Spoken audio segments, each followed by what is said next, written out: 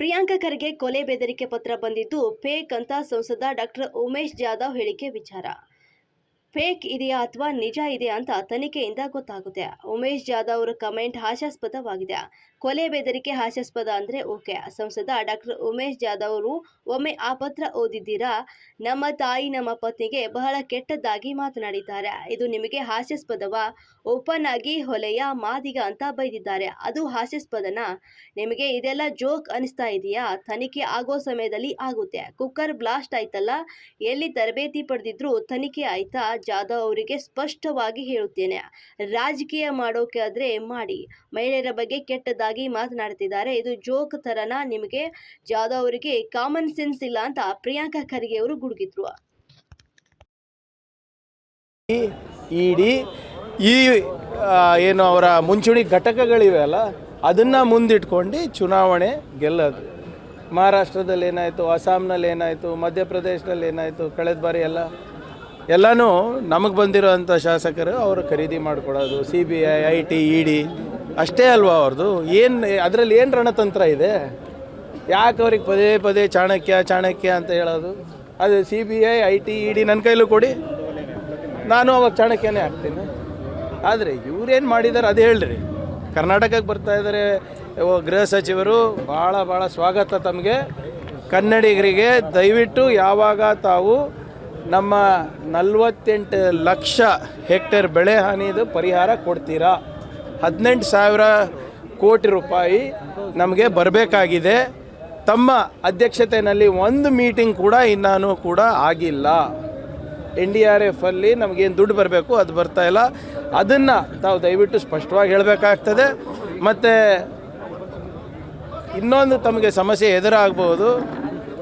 ಹಳೆ BJP ಅವರು ತಮಗೆ ಗೋ ಬ್ಯಾಕ್ ಅಮಿತ್ ಶಾ ಅಂದ್ಬಿಟ್ಟು ಕೂಡ ಒಂದು ಅಭಿಯಾನವನ್ನು ಪ್ರಾರಂಭ ಮಾಡ್ಬೋದು. ಸ್ವಲ್ಪ ಎಚ್ಚರಿಕೆಯಿಂದ ತಮ್ಮ ರಣತಂತ್ರ ರೂಪಿಸಿ. ಯಾಕೆಂದರೆ ನೋಡಿ, ಮೈಸೂರಿನಲ್ಲಿ ಏನಾಗ್ತಾ ಇದೆ, ದಾವಣಗೆರೆಯಲ್ಲಿ ಏನಾಗ್ತಾ ಇದೆ, ಚಿತ್ರದುರ್ಗದಲ್ಲಿ ಏನಾಗ್ತಾ ಇದೆ, ಜೋಶಿಯವ್ರ ವಿರುದ್ಧ ಕೂಡ ಎದ್ದು ನಿಂತಿದ್ದಾರೆ ಇವತ್ತು ಶ್ರೀಗಳು. ಹೀಗೆ ಹಲವಾರು ಈಗ old BJP and new BJP ಅವ್ರದ್ದು ನಿರ್ಣಯ ಶಾ ಯಾವತ್ತು ಇಂಪ್ಯಾಕ್ಟ್ ಆಗಿದೆ ರೀ? ಗಲ್ಲಿ ಅಡ್ಡಾಡಿಸಿಲ್ವಾ ಮೋದಿ ಅವರಿಗೆ? ಶಾಗೆ ಇಂಪ್ಯಾಕ್ಟ್ ಆಯಿತಾ? 136 ಅವರ ರಣತಂತ್ರದಿಂದ ತಾನೇ ನಮಗೆ ಬಂದಿರೋದು. ಏನು ಇಂಪ್ಯಾಕ್ಟ್ ಆಗ್ತದೆ? ಬಂದ ಪುಟ ಹೋದ ಪುಟ. ಕನ್ನಡಿಗರಿಗೆ ಏನು ಮಾಡಿದ್ದೀರಾ? ನಮ್ಮ ತೆರಿಗೆ ಬಗ್ಗೆ ಮಾತಾಡ್ತೀರಾ? ಮಾತಾಡೋದಿಲ್ಲ. ನಮ್ಗೆ NDRFನಲ್ಲಿ ನಮಗೇನು ಹಣ ಬರಬೇಕಾಗಿತ್ತು ಅದ್ರ ಬಗ್ಗೆ ಮಾತಾಡ್ತಾರಾ? ಮಾತಾಡೋದಿಲ್ಲ. ಬೆಳೆ ಹಾನಿ ಬಗ್ಗೆ ಮಾತಾಡ್ತಾರಾ? ಮಾತಾಡೋದಿಲ್ಲ.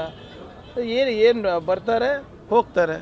ಕನ್ನಡಿಗರು ನಮ್ಮ ರಾಜ್ಯಕ್ಕೆ ಏನು ಒಳ್ಳೆಯದಾಗಬೇಕು ಅಂದ್ಬಿಟ್ಟು ಅವ್ರಿಗೆ ಗೊತ್ತಿದೆ. ಕಳೆದ ಬಾರಿ 25-26 ಸಂಸದರು ಇದ್ದರೂ ಕೂಡ ಕರ್ನಾಟಕಕ್ಕೆ ಆಗ್ತಾ ಇರುವಂಥ ಅನ್ಯಾಯ ಬಗ್ಗೆ ಒಂದು ಚಕಾರ ಕೂಡ ಎತ್ತಲಾರ್ದಂಥ ಸಂಸದರಿಗೆ ಈ ಸರಿ ಗೇಟ್ ಪಾಸ್ ತೋರಿಸಿ ಕಾಂಗ್ರೆಸ್ಸಿನ ಬಾವುಟವನ್ನು ಸಂಸತ್ನಲ್ಲಿ ಹಾರಿಸಿದ್ದಾರೆ. ಹುಲಿನ ಸೋಲಿಸಿದೀವಿ, ಇಲ್ಲಿ ಯಾರು ಅವ್ರು ಎಷ್ಟು ಎಲೆಕ್ಷನ್ಸ್ ಈ ಸರಿಗೆ MLA ಇದ್ದಾರಾ?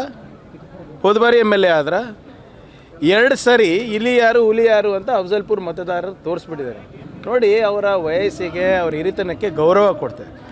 ಪದೇ ಹೀಗೆಲ್ಲ ಮಾಡಿದ್ರೆ ಅಂದರೆ 2 ಸರಿ ಕಂಟಿನ್ಯೂಸ್ ಸೋತ್ರಲ್ಲ, ಅವ್ರು ಅವು ಇಲಿಕ್ಕಿಂತ ಕನಿಷ್ಠ ಅಲ್ವಾ? ಮತ್ತು ಆಮೇಲೆ ಅದನ್ನು ದಯವಿಟ್ಟು ಗುತ್ತೇದಾರವರೇ ಸ್ವಲ್ಪ ಅರ್ಥಕೊಂಡು ಮಾತಾಡಿ. ನೀವು ಸೀನಿಯರ್ ಇದ್ರಿ, ನೀವು ಒಂದು ನ್ಯಾಷನಲ್ ಪಾರ್ಟಿಯ ಟಿಕೆಟ್ ತಗೊಂಡು ರಾಜ್ಯದ ಉಪಾಧ್ಯಕ್ಷರಾಗಿ BJP ಪಾರ್ಟಿಯ ಉಪಾಧ್ಯಕ್ಷರಾಗಿ ಮೋದಿಯವರ ಪಾರ್ಟಿಯಿಂದ 3rd ಪ್ಲೇಸ್ ರೀ ಬಂದಿರೋದು. ನೀವು 3rd ಪ್ಲೇಸ್ ಬಂದಿರೋದು.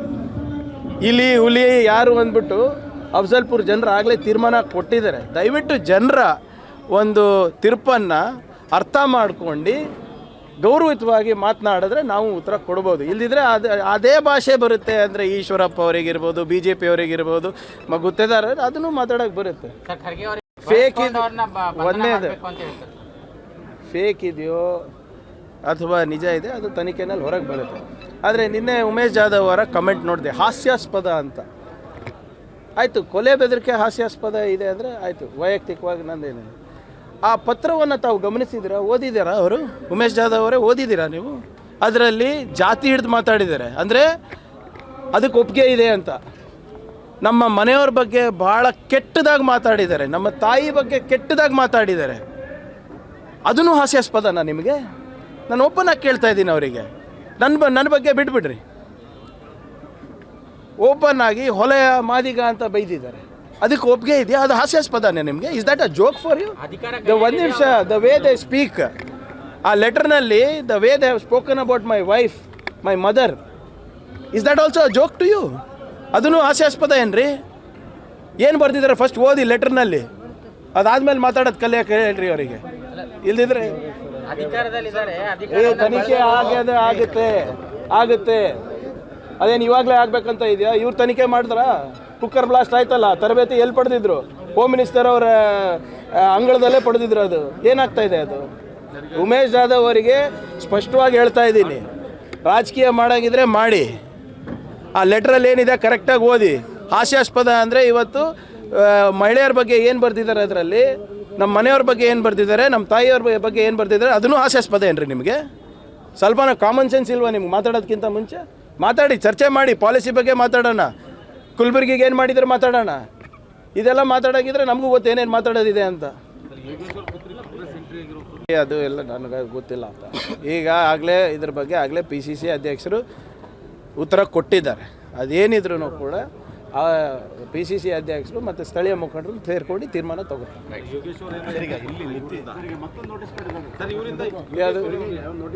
ನಾನು ಮೊನ್ನೆನೇ ಹೇಳಿದ್ದೀನಲ್ಲ ಇವರೇ, C the star campaigners for BJP ಈ CBIT ED.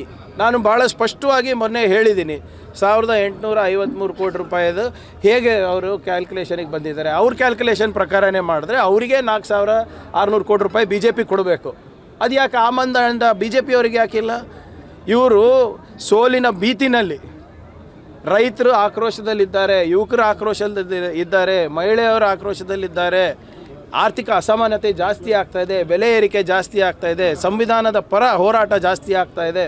ಅದಕ್ಕೆ ಇವರೇನು ಅಬ್ಕಿ ಬಾರ್ 400 ಪಾರ್ ಅಂತ ಇದೆ, ಅದು ಬರೀ ಅವ್ರಿಗೆ ಕನಸು, ನನಸಾಗ್ತಾ ಇಲ್ಲ. ಅದಕ್ಕೆ ಎಲ್ಲ ವಿರೋಧ ಪಕ್ಷದ ಅಕೌಂಟ್ಗಳು ಸೀಸ್ ಮಾಡೋದು, ಅವ್ರಿಗೆ ಜೈಲಿಗೆ ಹಾಕೋದು ಇದು ನಡೆದಿದೆ. ಇವತ್ತೇನೋ ಆಪ್ ಅವರಿಗೂ ಕೂಡ ಅಕೌಂಟ್ ಫ್ರೀಸ್ ಮಾಡಬೇಕು ಅಂದ್ಬಿಟ್ಟು ಏನೋ ಒಂದು ಪತ್ರ ಕೊಟ್ಟಿದ್ದಾರೆ ಅಂತ ಮಾಹಿತಿ ಬರ್ತಾ ಇದೆ. ಸೊ ಇದೇ ಅವ್ರ ಕಾರ್ಯತಂತ್ರ. ಫ್ರೀ ಆ್ಯಂಡ್ ಫೇರ್ ಎಲೆಕ್ಷನ್ಸು ಇವತ್ತು ನಮ್ಮ ಪ್ರಜಾಪ್ರಭುತ್ವದಲ್ಲಿ ಆಗ್ತಾ ಇಲ್ಲ. EC ಅವರು ಕಣ್ಣು ಮುಚ್ಕೊಂಡು ಕೂತಿದ್ದಾರೆ. ಅವರು ದಯವಿಟ್ಟು ಕಣ್ಣು ತೆಗೆದು ಒಂದು ಸಮಾನವಾದಂಥ ಒಂದು ಲೆವೆಲ್ ಪ್ಲೇಯಿಂಗ್ ಫೀಲ್ಡನ್ನು ಕೊಡಬೇಕು ಅಂತ ತಮ್ಮ ಮುಖಾಂತರ ನಾನು